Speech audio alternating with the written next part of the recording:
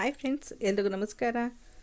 ನನ್ನ ಚಾನಲ್ಗೆ ಹೊಸಬ್ರಾಗಿದೆ, ಈಗಲೇ ಸಬ್ಸ್ಕ್ರೈಬ್ ಮಾಡ್ಕೊಳ್ಳಿ. ಹಾಗೆ ಪಕ್ಕದಲ್ಲಿ ಕಾಣುವಂಥ ಬೆಲ್ ಐಕನ್ನ ಪ್ರೆಸ್ ಮಾಡಿದ್ರೆ ನನ್ನ ಎಲ್ಲ ವೀಡಿಯೋಗಳ ನೋಟಿಫಿಕೇಷನ್ ನಿಮಗೆ ತಕ್ಷಣ ಬರುತ್ತೆ. ಒಂದೇ ಥರ ಬೆಂಡೆಕಾಯಿ ಗೊಜ್ಜು ಪಲ್ಯ ತಿಂದು ಬೇಜಾರಾಗಿದ್ದರೆ ಒಂದ್ಸಲ ಈ ಹೊಸ ಥರ ಮಸಾಲೆ ಹಾಕಿ ಟ್ರೈ ಮಾಡಿ ನೋಡಿ. ತುಂಬಾ ಟೇಸ್ಟಿಯಾಗಿರುತ್ತೆ, ಡಿಫ್ರೆಂಟಾಗಿ ಕೂಡ ಇರುತ್ತೆ. ಚಪಾತಿ, ಅನ್ನ, ಇಡ್ಲಿ ಎಲ್ಲದಕ್ಕೂ ಒಳ್ಳೆ ಕಾಂಬಿನೇಷನ್ ಅಂತ ಹೇಳ್ಬಹುದು. ಒಂದ್ಸಲ ಡಿಫ್ರೆಂಟಾಗಿ ಟ್ರೈ ಮಾಡಿ. ಏನೇನು ಬೇಕು ಯಾವ ರೀತಿ ಮಾಡೋದು ನೋಡೋಣ. ನಾನು ಬೆಂಡೆಕಾಯಿನ ಸ್ವಲ್ಪ ಕುರ್ಕುರೆ ಮಾಡೋಕ್ಕೆ ಅಂತ ಈ ರೀತಿ ಉದ್ದ ಹೆಚ್ಕೊಂಡಿದ್ದೀನಿ. ನೀವು ನಾರ್ಮಲಾಗಿ ಈ ಥರ ಓಪನ್ ಮಾಡಿದ್ರೆ ನಾರ್ಮಲಾಗಿ ಹೆಚ್ಕೊಳ್ಬೋದು, ಸಾಂಬಾರಿಗೆ ಪಲ್ಯಗೆ ಹೆಚ್ಚೋದಾದ ಕೂಡ. ನಾನಿಲ್ಲಿ 4 ಟೊಮೊಟೊ 2 ಈರುಳ್ಳಿ ತೊಗೊಂಡಿದ್ದೀನಿ. ನಮ್ಗೆ ಗ್ರೇವಿ ಜಾಸ್ತಿ ಬೇಕಾದಲ್ಲಿ ಇನ್ನೂ ಜಾಸ್ತಿ ಕೂಡ ಹಾಕ್ಕೊಳ್ಬಹುದು. ಹಾಗೆ ಕಡಲೆ ಹಿಟ್ಟು 1 ಸ್ಪೂನಷ್ಟು, ಖಾರದ ಪುಡಿ 2 ಸ್ಪೂನು, ಧನಿಯಾದ ಪುಡಿ 1 ಸ್ಪೂನು, ಹಾಗೆ ಸ್ವಲ್ಪ ಜೀರಿಗೆ ಪುಡಿ ತೊಗೊಂಡಿದ್ದೀನಿ 1/4 ಸ್ಪೂನಷ್ಟು. 2 ರಿಂದ 3 ಸ್ಪೂನಷ್ಟು ಎಣ್ಣೆ ಬೇಕಾಗುತ್ತೆ. ಹಾಗೆ ರುಚಿಗೆ ತಕ್ಕಷ್ಟು ಉಪ್ಪು. ನೀವು ಇಲ್ಲಿ ಸ್ವಲ್ಪ ಸಿಹಿಗೆ ಸಕ್ಕರೆ ಅಥವಾ ಬೆಲ್ಲ ಹಾಕ್ಕೊಳ್ಬೋದು, ಚೆನ್ನಾಗಿರುತ್ತೆ ಟೇಸ್ಟು.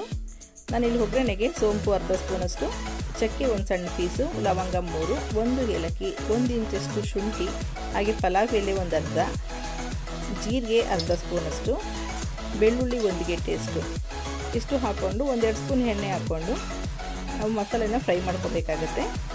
ಅದಕ್ಕೆ ಹಸಿಮೆಣಸಿನಕಾಯಿ ಹಾಕ್ಕೊಳ್ತಾ ಇದ್ದೀನಿ 1-2. ಇಷ್ಟನ್ನು ಹಾಕ್ಕೊಂಡು ಲೋ ಫ್ಲೇಮ್ನಲ್ಲಿ ಫ್ರೈ ಮಾಡಿ. ಅದ್ರ ಜೊತೆಗೇ ಮಸಾಲೆ ಎಲ್ಲ ಸ್ವಲ್ಪ ಫ್ರೈ ಆದ ತಕ್ಷಣ 1-2 ಗೆಡ್ಡೆ ಈರುಳ್ಳಿ ಹೆಚ್ಚಿದ್ವಲ್ಲ ಅದನ್ನು ಹಾಕೊಳ್ಳೋಣ.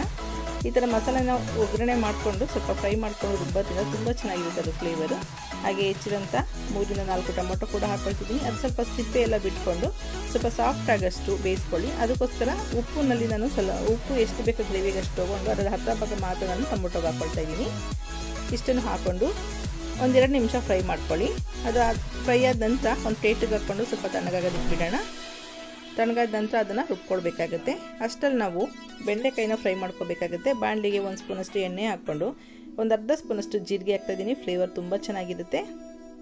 ಅದ್ರ ಜೊತೆಗೆ ಬೆಂಡೆಕಾಯಿ ಹಾಕ್ಕೊಂಡು ಫ್ರೈ ಮಾಡೋಕ್ಕೆ ಇಟ್ಕೊಳ್ತಿದ್ದೀನಿ.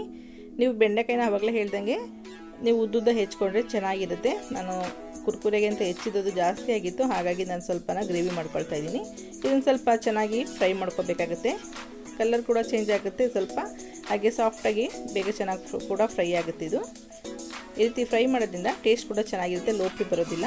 ಮಸಾಲೆ ಎಲ್ಲ ಸ್ವಲ್ಪ ತಣ್ಣಗಾಗಿದೆ. ಈಗ ಅದನ್ನೆಲ್ಲ ರುಬ್ಕೊಳ್ಳೋಣ. ನೀರೇನು ಹಾಕೋದು ಬೇಡ, ನುಣ್ಣಗೆ ರುಬ್ಬಿ ಇಟ್ಕೊಳ್ಳೋಣ ಒಂದು ಸೈಡ್ನಲ್ಲಿ. ಬೆಂಡೆಕಾಯಿ ಕೂಡ ಚೆನ್ನಾಗಿ ಫ್ರೈ ಆಗಿದೆ ನೋಡಿ. ಇಷ್ಟು ಫ್ರೈ ಆದರೆ ಸಾಕು. ಎಣ್ಣೆ ಹಾಕಿ ಫ್ರೈ ಮಾಡೋದ್ರಿಂದ ಪಾತ್ರೆ ಕೂಡ ಕಪ್ಪಾಗೋದಿಲ್ಲ. ಈಗ ಒಂದು ಪಾತ್ರೆಯಲ್ಲಿ ಒಗ್ಗರಣೆ ಹಾಕ್ಕೊಳ್ತಿದ್ದೀನಿ, ಅಥವಾ ಅದೇ ಪಾತ್ರೆಯಲ್ಲಿ ನೀವು ಬೆಂಡೆಕಾಯಿ ತೆಗೆದು ಪ್ಲೇಟ್ಗೆ ಇಟ್ಟು ಕೂಡ ಒಗ್ಗರಣೆ ಹಾಕ್ಕೊಳ್ಬೋದು. ನಾನಿಲ್ಲಿ ಬೇರೆ ಪಾತ್ರೆಯಲ್ಲಿ 2 ಸ್ಪೂನಷ್ಟು ಎಣ್ಣೆ, 1 ಸ್ಪೂನಷ್ಟು ತುಪ್ಪ ಹಾಕ್ಕೊಂಡಿದ್ದೀನಿ. ಹಾಗೆ 1/2 ಸ್ಪೂನಷ್ಟು ಜೀರಿಗೆ, ಸ್ವಲ್ಪ ಕರಿಬೇವಿನ ಸೊಪ್ಪು ಹಾಕ್ಕೊಂಡಿದ್ದೀನಿ. ಸ್ವಲ್ಪ ಜೀರಿಗೆ ಎಲ್ಲ ಸ್ವಲ್ಪ ಚಟಪಟ ಅನ್ನಲಿ, ಫ್ಲೇವರ್ ತುಂಬಾ ಚೆನ್ನಾಗಿರುತ್ತೆ. ತುಪ್ಪ ಜೊತೆ ಅಂತೂ ಫ್ರೈ ಮಾಡಿದ್ರೆ ಇನ್ನೂ ಅದ್ಭುತವಾಗಿರುತ್ತೆ ಫ್ಲೇವರು. ಅದ್ರ ಜೊತೆಗೆ ನಾನು ಧನಿಯಾದ ಪುಡಿ, ಹಳದಿ ಪುಡಿ, ಹಾಗೆ ಖಾರದ ಪುಡಿ ಇಷ್ಟು ತೊಗೊಂಡಿದ್ದೀನಲ್ಲ ಅಷ್ಟನ್ನು ಹಾಕ್ಕೊಳ್ಳೋಣ. ಹಾಕ್ಕೊಂಡು ಎಣ್ಣೆಯಲ್ಲಿ ಸ್ವಲ್ಪ ಲೋ ಫ್ಲೇಮ್ನಲ್ಲಿ ಫ್ರೈ ಮಾಡ್ಕೋಬೇಕು. ಅಥವಾ ನಿಮಗೇನಾದರೂ ಪುಡಿ ಸೀದೋಗುತ್ತೆ ಅನ್ನೋದಾದರೆ ಸ್ಟವ್ನ ಆಫ್ ಮಾಡಿಬಿಡಿ. ಎಣ್ಣೆ ಬಿಸಿ ಇರೋದ್ರಲ್ಲೇ ಇದು ಒಂದು ಸ್ವಲ್ಪ ಜಸ್ಟ್ ಮಿಕ್ಸ್ ಮಾಡಿ ಆನಂತರ ನೀವು ಸ್ಟವ್ನ ಆನ್ ಮಾಡ್ಕೊಳ್ಬೋದು. ಈಗ ಕಡಲೆ ಹಿಟ್ಟು ಹಾಕ್ಕೊಳ್ತಾ ಇದ್ದೀನಿ. ಕಡಲೆ ಹಿಟ್ಟು ಹಾಕ್ಕೊಂಡು ಅದನ್ನು ಕೂಡ ಎಣ್ಣೆಯಲ್ಲಿ ಈ ರೀತಿ ಬಾಡಿಸ್ಕೋಬೇಕು. ಎಷ್ಟು ಚೆನ್ನಾಗಿ ಫ್ಲೇವರ್ ಇರುತ್ತೆ ಮತ್ತು ಕಲರ್ ಕೂಡ ತುಂಬ ಡಿಫ್ರೆಂಟ್ ಆಗಿರುತ್ತೆ. ಲೋ ಫ್ಲೇಮಲ್ಲಿ ಇಟ್ಕೊಂಡಿದ್ದೀನಿ ನಾನು, ಸ್ವಲ್ಪ ಕೂಡ ಹೈ ಫ್ಲೇಮ್ ಮಾಡ್ಕೋಬೇಡಿ. ಪುಡಿ ಸೀದೋದ್ರೆ ಚೆನ್ನಾಗಿರಲ್ಲ ಫ್ಲೇವರು. ಈಗ ರುಬ್ಬಿರೋಂಥ ಟೊಮೊಟೊ ಪೇಸ್ಟ್ ಇತ್ತಲ್ಲ, ಟೊಮೊಟೊ ಈರುಳ್ಳಿ ಒಗ್ಗರಣೆ ಮಾಡಿ ರುಬ್ಬಿರೋದು ಅದನ್ನು ಹಾಕ್ಕೊಳ್ಳೋಣ.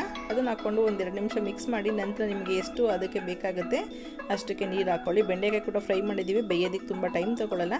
ನಿಮಗೆ ಇದೇ ಗ್ರೇವಿಗೆ ನಿಮಗೆ ಬೆಂಡೆಕಾಯಿ ಬೇಡ ಅಂದರೆ ಆಲೂಗೆಡ್ಡೆ, ಕ್ಯಾಪ್ಸಿಕಮ್ಮು, ಪನ್ನೀರು ಏನು ಬೇಕಾದ್ರೂ ಆ್ಯಡ್ ಮಾಡ್ಬೋದು. ಅಥವಾ ಏನೂ ಬೇಡ ಅಂದರೆ ಪ್ಲೈನ್ ಇದೇ ಮಸಾಲನೇ ತುಂಬ ಚೆನ್ನಾಗಿರುತ್ತೆ. ಇದನ್ನು ಕೂಡ ಟ್ರೈ ಮಾಡ್ಬೋದು. ಯಾವುದೇ ತರಕಾರಿ ಇಲ್ಲ ಅಂದ್ರೂ ಈ ಮಸಾಲೆ ಚೆನ್ನಾಗಿರುತ್ತೆ. ಅಥವಾ ನಿಮ್ಗೆ ತರಕಾರಿ ಬೇಕಂದ್ರೆ ಯಾವುದನ್ನ ತರಕಾರಿಗಳನ್ನ ಬೇಯಿಸಿ ಕೂಡ ಹಾಕ್ಕೊಳ್ಬೋದು. ಈಗ ಗ್ರೇವಿ ಎಲ್ಲ ಬೆಂದಿದೆ, ಉಪ್ಪು ಖಾರ ಚೆಕ್ ಮಾಡ್ಕೊಳ್ಳಿ. ನಂತರ ನೀವು ಬೆಂಡೆಕಾಯಿನ ಹಾಕ್ಕೊಳ್ಬೇಕಾಗುತ್ತೆ. ಖಾರ ಕಡಿಮೆ ಇದ್ದರೂ ಉಪ್ಪು ಕಡಿಮೆ ಇದ್ದರೂ ಕೂಡ ನೀವು ಹೀಗೆ ಆ್ಯಡ್ ಮಾಡ್ಕೊಳ್ಬೋದು. ಬೆಂಡೆಕಾಯಿ ಹಾಕಿ ಒಂದು 3-4 ನಿಮಿಷ ಬೇಯೋದಕ್ಕೆ ಬಿಟ್ಟು ಸಾಕು, ಮೀಡಿಯಮ್ ಫ್ಲೇಮ್ನಲ್ಲಿ ಬೇಗ ಬೇಯುತ್ತೆ. ನಾನಿಲ್ಲಿ ಬೆಲ್ಲ ಹಾಕ್ಕೊಂಡಿದ್ದೀನಿ 1/4 ಸ್ಪೂನಷ್ಟು. ನಾನು ಆವಾಗಲೇ ಹೇಳ್ದಂಗೆ ಬೆಲ್ಲ, ಸಕ್ಕರೆ ನಿಮಗೆ ಏನು ಇಷ್ಟ ಆಗುತ್ತೆ ಅದನ್ನು 1/2 ಸ್ಪೂನಷ್ಟು ಅಥವಾ 1/4 ಸ್ಪೂನಷ್ಟು ಹಾಕ್ಕೊಳ್ಬೋದು. ಟೇಸ್ಟ್ ಚೆನ್ನಾಗಿರುತ್ತೆ. ನೀವು ಬೆಂಡೆಕಾಯಿ ಹಾಕಿದ್ರಿಂದ ಹುಣಸೆಹಣ್ಣು ಕೂಡ ಇದರಲ್ಲಿ ಆ್ಯಡ್ ಮಾಡ್ಕೊಳ್ಬೋದು ಬೇಕಾದರೆ. ನಾನು ಈ ದಿನ ಚಪಾತಿ ಮತ್ತು ಅನ್ನದ ಜೊತೆಗೆ ಮಾಡ್ಕೊಳ್ತಾ ಇದ್ದೀನಿ.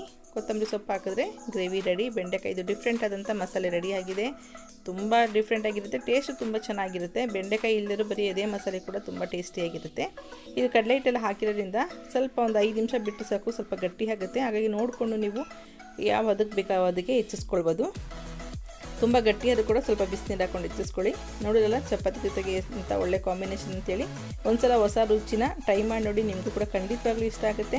ಒಂದ್ಸಲ ಟ್ರೈ ಮಾಡಿ ನಿಮ್ಮ ಅಭಿಪ್ರಾಯ ಅನಿಸಿಕೆಗಳನ್ನ ಕಮೆಂಟ್ ಮೂಲಕ ನನಗೆ ತಿಳಿಸಿ. Okay, bye, thank you.